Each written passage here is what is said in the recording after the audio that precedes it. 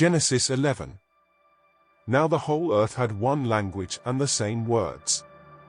And as people migrated from the east, they found a plain in the land of Shinar and settled there.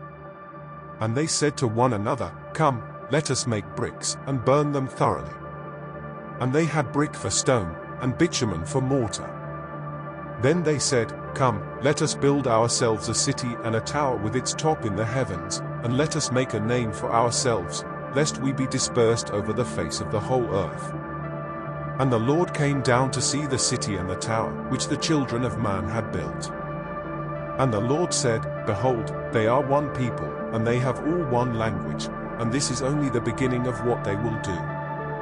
And nothing that they propose to do will now be impossible for them.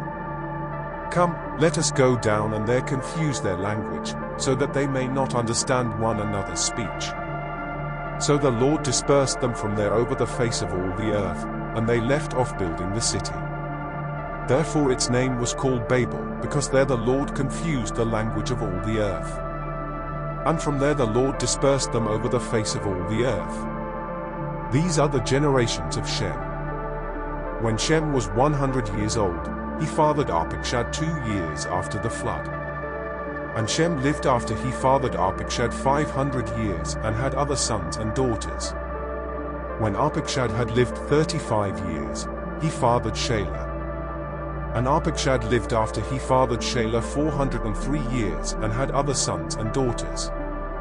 When Shelah had lived 30 years, he fathered Eber. And Shelah lived after he fathered Eber 403 years and had other sons and daughters. When Eber had lived 34 years, he fathered Peleg. And Eber lived after he fathered Peleg 430 years and had other sons and daughters. When Peleg had lived 30 years, he fathered Reu. And Peleg lived after he fathered Reu 209 years and had other sons and daughters. When Reu had lived 32 years, he fathered Serug. And Reu lived after he fathered Serug 207 years and had other sons and daughters.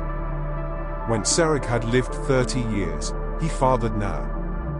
And Serug lived after he fathered Ner 200 years and had other sons and daughters.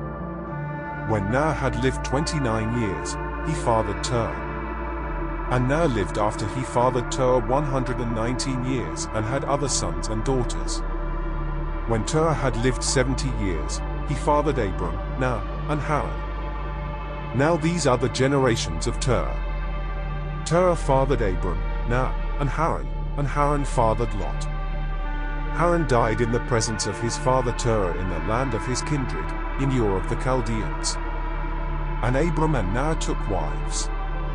The name of Abram's wife was Sarai, and the name of Ner's wife, Milcah, the daughter of Haran the father of Milcah and Iscah. Now Sarai was barren, she had no child. Terah took Abram his son, and Lot the son of Haran, his grandson, and Sarai his daughter-in-law, his son Abram's wife, and they went forth together from Ur of the Chaldeans to go into the land of Canaan, but when they came to Haran, they settled there. The days of Terah were 205 years, and Terah died in Haran.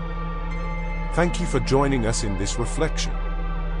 We'd love to hear your thoughts in the comments and encourage you to share this video with those who might benefit from it. If you enjoyed this content and want to see more, make sure to subscribe to our channel and give this video a like. Additionally, if you'd like to support our work, consider making a contribution through Patreon or PayPal.